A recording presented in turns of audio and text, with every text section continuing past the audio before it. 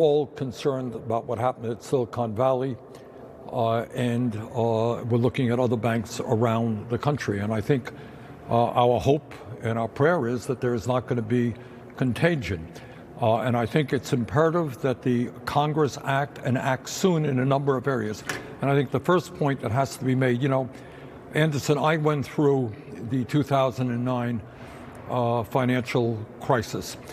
And I would say that I have not experienced in my political life a moment in which the American people were more outraged at what was happening in the country than at that time. What they saw is huge financial institutions run by the masters of the universe, these billionaire-type guys, engaging in fraud, destroying the banking system, getting bailed out, creating an economic situation where millions of people lost their homes, their life savings, their jobs. And nothing happened to these crooks.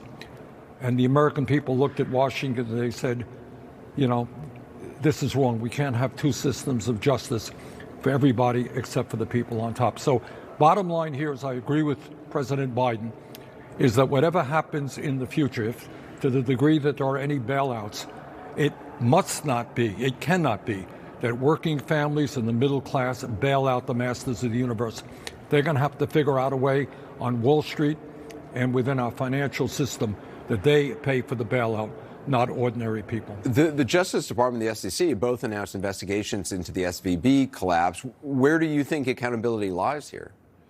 Well, again, it's hard to say, and they're looking at the facts, but I would say it is a little bit troubling that literally a day before this bank collapsed, they were busy giving out bonuses, and that some of the leadership in that bank sold a lot of shares in the recent past. So that's something for the FBI, the Justice Department, to take a look at.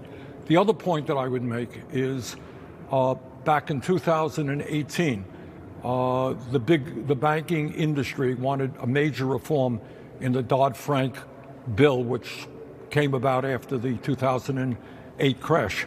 And what they wanted was to remove many, many banks who were being under strong supervision, because the level at that point was $50 billion. Any bank over $50 billion would be under stress tests and strong supervision to make sure that we didn't have another crisis.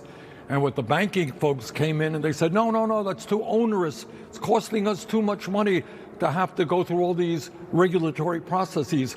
Let's raise that level to $250 billion, meaning only the very, very largest banks.